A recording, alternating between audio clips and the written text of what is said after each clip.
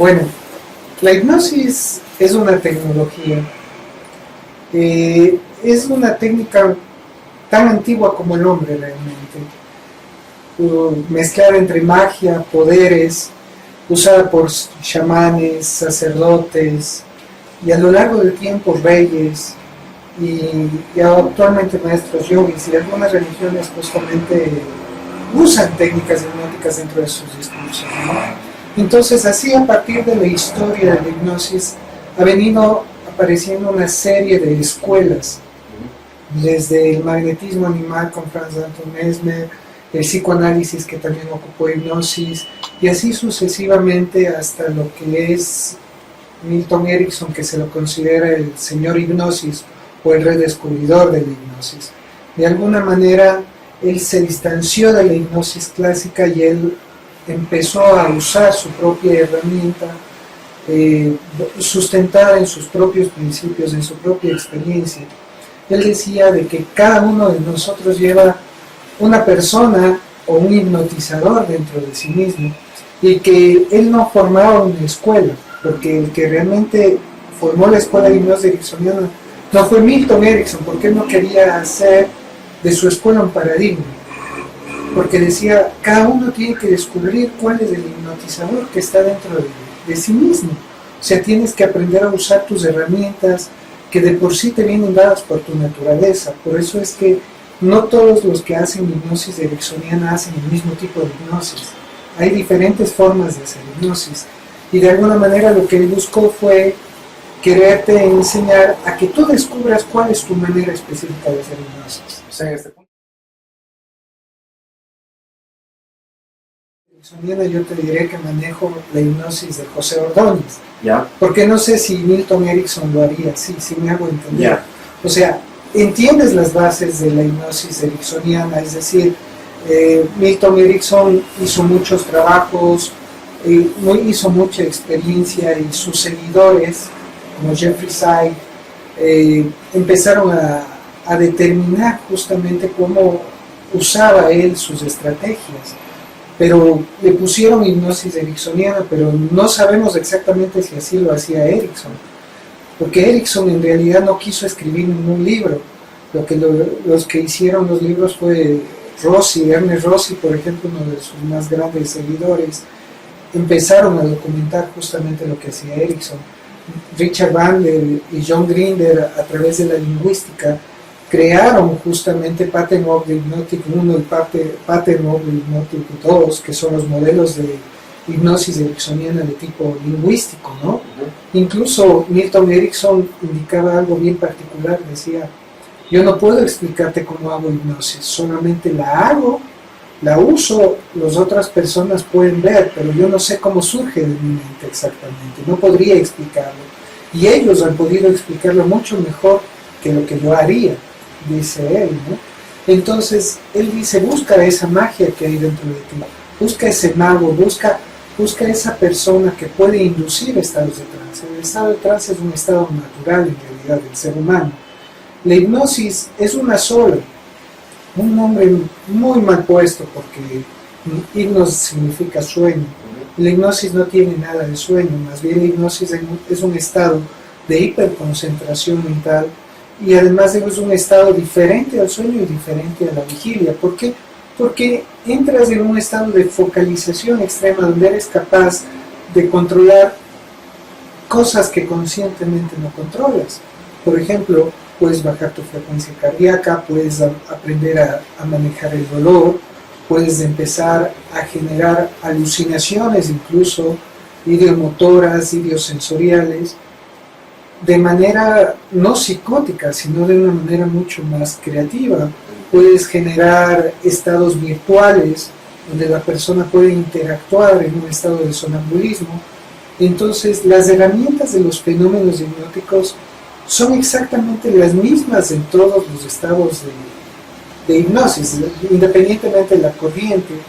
La hipnosis es exactamente la misma en todos. Lo que difiere es el tipo de escuela y la manera en cómo tú puedes ayudar a que la otra persona llegue a estar en un estado de trance, que es un estado de transición. Trance significa transición.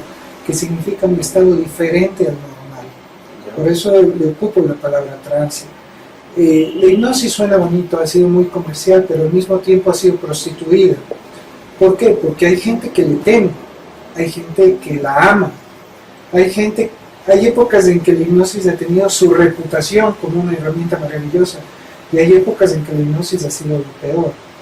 Entonces, los seres humanos tenemos que darnos cuenta que la hipnosis, o más bien el fenómeno de trance, está constantemente presente en nuestro mundo.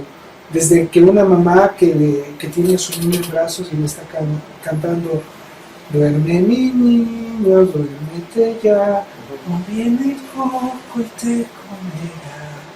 O el mismo hecho, sana, sana, colita de rana, si no sana hoy, sanará mañana. Para los niños, que eso lo haga la mamá, es una estrategia hipnótica, donde generas el dedito mágico, generas el dedito que te quita el dolor, o la caricia, o el frotar, o un abrazo.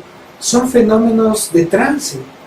El hecho de que alguien te hable tranquilamente, de manera cómoda, a tu ritmo propio de respiración, y empiece a generar un estado alterado de conciencia. Ya empiezas a generar un estado de trance.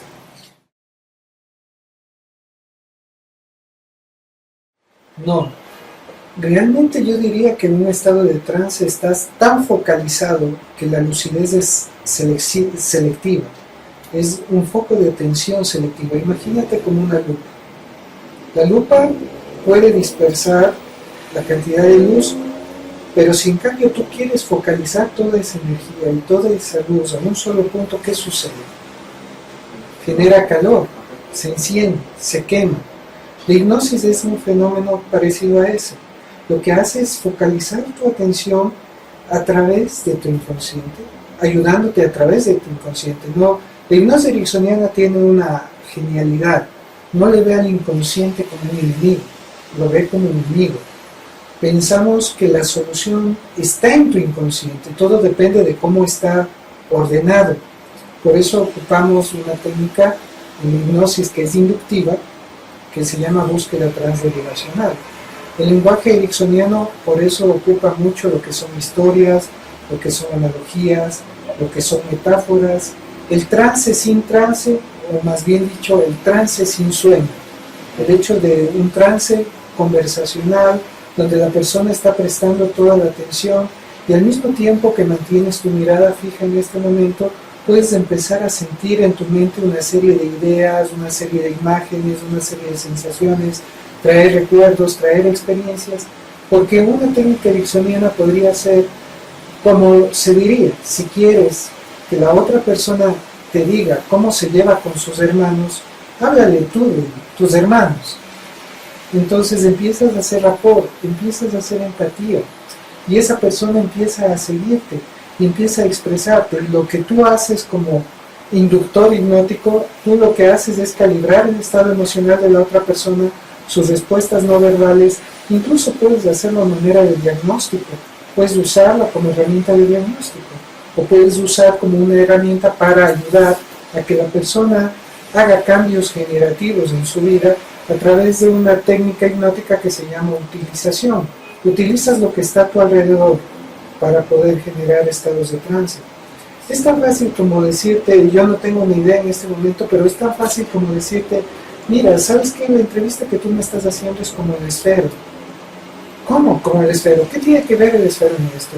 Muy bien, tiene un objetivo, tiene una necesidad de uso y además dentro de ti existen muchas curiosidades que no son evidentes. Hay tinta dentro del esfero y esa tinta sale de una manera lenta, pausada, de acuerdo a cómo tú la vayas usando. De esa manera tú estás haciendo la entrevista.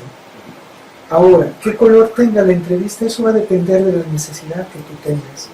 Pero el hecho de que tú te sientas con un esfero, puedes empezar a escribir una historia diferente cada vez que la tomas de la mano.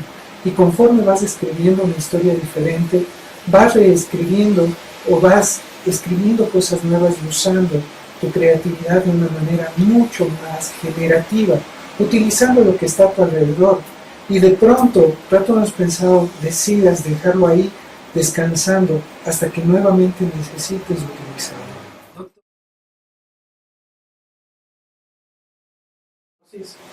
Yo diría que beneficios terapéuticos depende. ¿A qué llamas terapéutico? Aquí es que todo va a depender de qué llamas terapéutico, porque uno como inductor de estados de trance o generador de estados diferentes de la conciencia, lo que uno busca es hacer que la persona genere sus respuestas. Y estas respuestas que genera a través de tu direccionamiento hace que las personas también generen cambios. Pero el cambio no es lo que tú quieres, porque el cambio es un resultado. Y el cambio siempre se va a dar con tu intervención o sin tu intervención. Entonces lo que tú haces es que la parte que ocupas de manera terapéutica no es una terapéutica desde tu punto de vista, sino que tú sabes cómo va a cambiar la persona. No, tú no sabes cómo va a cambiar la persona, pero la persona va a cambiar. No sabes cómo. Lo que le ayudas es a encontrar opciones, alternativas, le das puntos de vista, pero no diriges a una terapia de que yo quiero que esa persona deje de consumir alcohol y yo dirijo a trabajar a que deje de consumir alcohol. Probablemente el problema no está ahí, el problema está en otra parte. Es como el hecho de decir justamente el evocar recuerdos en la persona y empezar a identificar puntos derivacionales dentro de su inconsciente que de alguna manera generen en su mente un proceso holográfico. Es decir, que de una pequeña cosa cree todo un paisaje. Metafóricamente hablando, es que a través del recuerdo de una hoja generes todo el paisaje, bosque, árboles, casas, personas y una cultura o una sociedad. Pero eso tú no le diriges, eso se encarga la persona de hacerlo. Y eso sí es terapéutico. Pero aquí hay que tomar en cuenta dos cosas importantes que me dio. Una cosa es ser hipnotista y otra cosa es ser hipnólogo. Aquí hay dos cosas diferentes. El hipnotista te demuestra los fenómenos de trance, muchas veces con fines de espectáculo, con fines de didáctica, y te dice así funcionan los fenómenos hipnóticos, te los demuestra, pero no tiene un fin terapéutico. El hipnólogo tiene un fin terapéutico. Dentro de su discurso sabe técnicas psicoterapéuticas que a través del uso de la técnica de la hipnosis, independientemente del tipo de técnica hipnótica, ocupa su magia psicoterapéutica utilizando un estado de trance.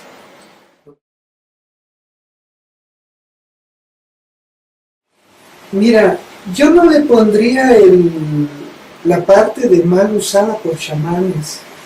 Más bien yo diría muy bien usada por chamanes. Al contrario, yo diría que ellos ocupan el estado de trance hipnótico y sugestión de manera tan espectacular que todavía sobreviven a lo largo del tiempo y además provocan estados de salud adecuados en las personas que también ayudan a sanar.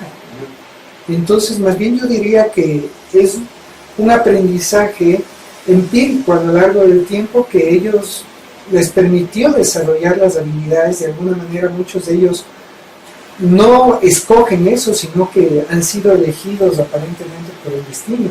Y además atrás de sí traen un bagaje de conocimientos filosóficos y tradiciones, y además de eso las creencias y la cultura.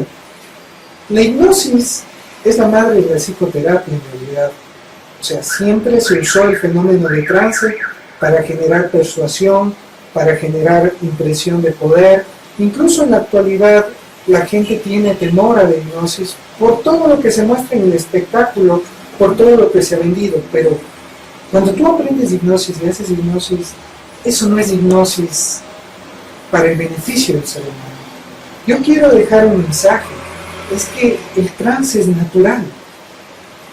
Es como tratar de explicar la pregunta, de generar controversia, como tratar de explicar, decir, hay controversia porque dicen que una cosa es estar despierto, otra cosa es estar dormido. El trance es un estado diferente a estar despierto, a estar dormido. Puede ser un estado, y las neurociencias lo consideran así, y han hecho estudios en resonancia magnética nuclear, sobre todo funcional, donde han evidenciado zonas que se activan en el cerebro diferentes a un estado de conciencia y diferentes a un estado de sueño.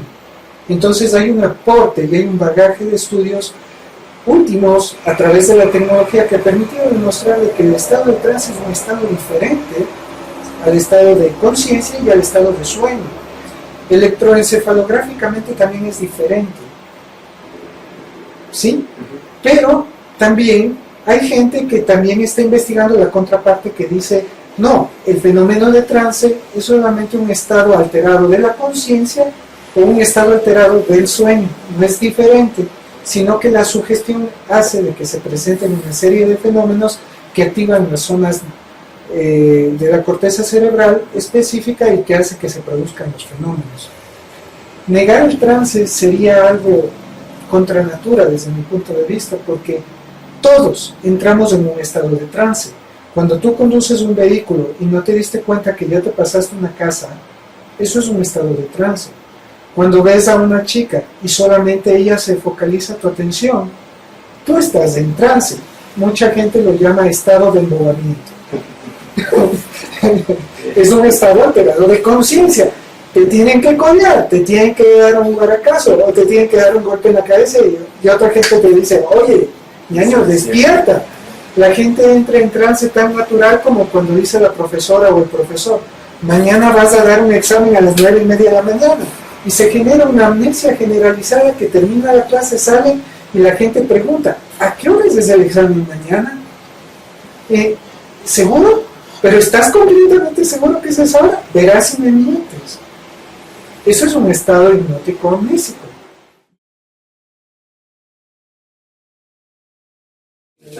Así es. Por eso es que yo me atrevo a enseñar hipnosis y discurso hipnótico. Un político ocupa hipnosis. Un sacerdote ocupa estados de trance. La religión ocupa estados de trance. El poder puede generar estados de trance. Un terapeuta genera un estado de trance en la otra persona. Un mandil ancla con recuerdos. Un aroma en una casa que te recuerda a la comida de tu abuelita y te trae el recuerdo de tu abuelita y lo que hacías. Es un anclaje, es un reflejo condicionado, llámalo como quieras, pero finalmente traer recuerdos. Lo que hace la hipnosis es sacar la información de la estructura profunda a la superficie, transformarla y volverla en inconsciente, dependiendo de la escuela que quieras. Porque hay gente que dice, saca del inconsciente, libérale, ya hiciste tu insight, ya hiciste catarsis, y ahora sí, estamos más tranquilos. O sea, todo depende del paradigma con que lo manejes. Aquí es muy importante tomar en cuenta eso. Pero sí, yo pienso que un buen profesor tiene que ser un buen hipnotizador. Un estudiante tiene que ser un buen hipnotizador. Un diplomático tiene que ser un buen hipnotizador. Un negociador tiene que ser un buen hipnotizador. Un buen servicio al cliente tiene que tener el trance implícito. ¿Por qué? Porque el primer fenómeno hipnótico que ocupa Milton Erickson se llama rapport. El rapport es generar empatía. Es el primer fenómeno hipnótico. Una vez que generas empatía, puedes hacer que la persona sea un...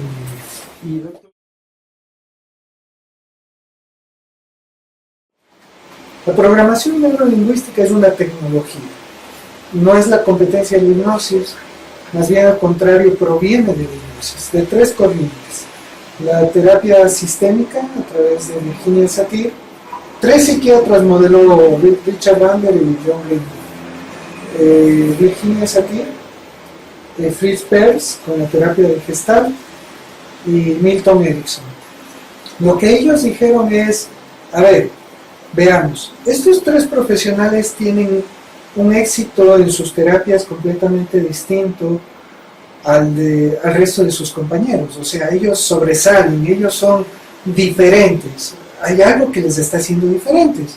Tienen compañeros que estudiaron en la misma universidad, fueron compañeros de ellos, pero no desarrollaron esas habilidades. Eso puede ser que haya sido implícito de ellos o algo inconsciente están ocupando ellos que realmente no aprendieron en la universidad.